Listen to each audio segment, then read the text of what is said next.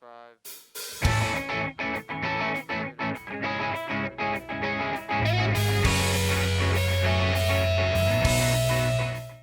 and welcome to Pirate News. I'm Ben Harris, and today we'll bring you all of your campus news, as well as news from around the country. We'll also get you everything you need to know in sports, along with your 5-day weather forecast. Seton Hall's annual report has been updated to be more reader-friendly. The document traditionally provides a yearly view into all student services-related information. The Student Services Subcommittee for Assessment headed up the redesign, cutting it down from over 100 pages to just 53. The new look report has been reorganized into 5 parts: academic success, campus inclusion and community, engagement and central administration, public safety and security, as well as wellness and support. The Division of Volunteer Efforts is hosting their annual Christmas in October toy drive, providing gifts to children in need. Dove has been holding this toy drive for over 25 years, providing thousands of kids in need with Christmas gifts. The drive provides toys for kids in Newark, the Maplewood South Orange School District, the Don Bosco Youth Center, and Appalachia. You can contribute donations at drop-off bins inside residence halls, as well as inside the University Center. And now we're going to head over to Ryan Johnston with your Seton Hall Sports Update. Ryan? Thanks, Ben. Hi, Pirate sports fans. My name is Ryan Johnston, and I'm here to bring you the latest in professional sports. The NBA Finals kicked off last night between the Los Angeles Lakers and the Miami Heat. Both teams came into the finals with a 12-3 record in the playoffs, but the Lakers were favorites to win Game 1. LeBron James came into the series looking for his 4th championship win in 10 tries, while Jimmy Butler looked to solidify himself amongst the NBA elite in his NBA Finals debut. Moving over to football, the Jets fell to 0-3 on Sunday after being demolished by the Colts 36-7.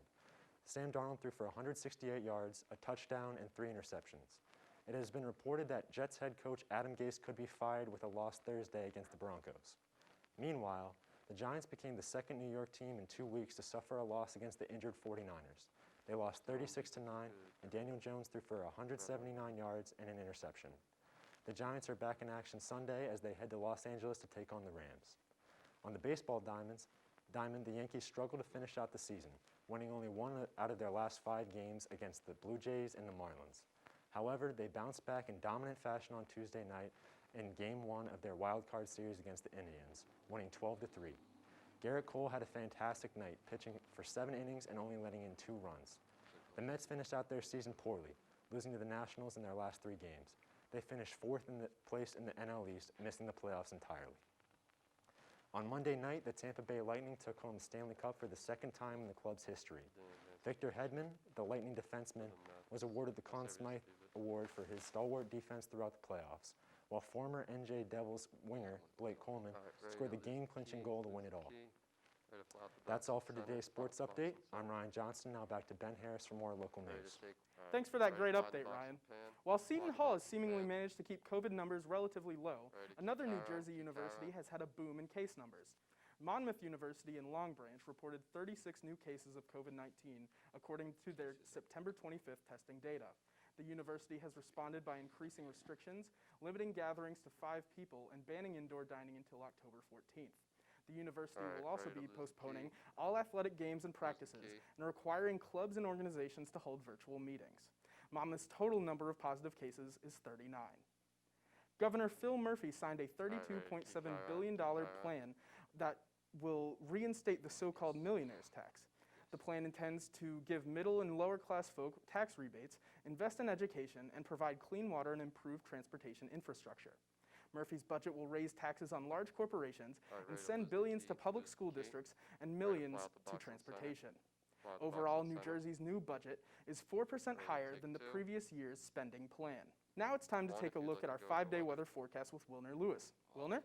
Thanks, Ben. Hello, Pirates. I'm Wilnir Louis with your 5-day weather forecast for the South Orange area. Today, we get a break from the rain as it's sunny with a high of 71 and a low of 52. Friday, the temperature drops with rain coming in with a high of 59 and a low of 46. The weekend starts beautifully as Saturday, the sun comes out with a high of 64 and a low of 43.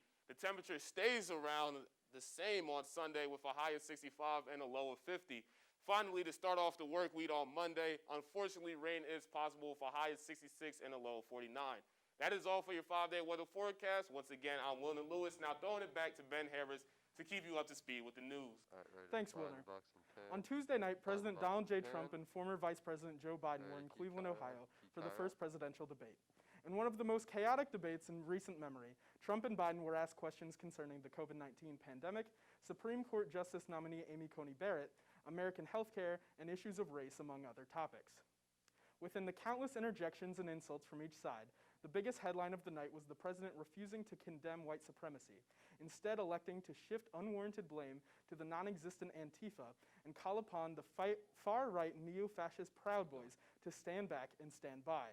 The vice presidential debate between Vice President Mike Pence and Senator Kamala Harris will be on October 7th in Salt Lake City, Utah, while the second presidential debate will be October 15th in Miami, Florida. That's going to be all for this episode of Pirate News. I'm Ben Harris, and thanks for watching. Stay safe, wear a mask, and have a great day.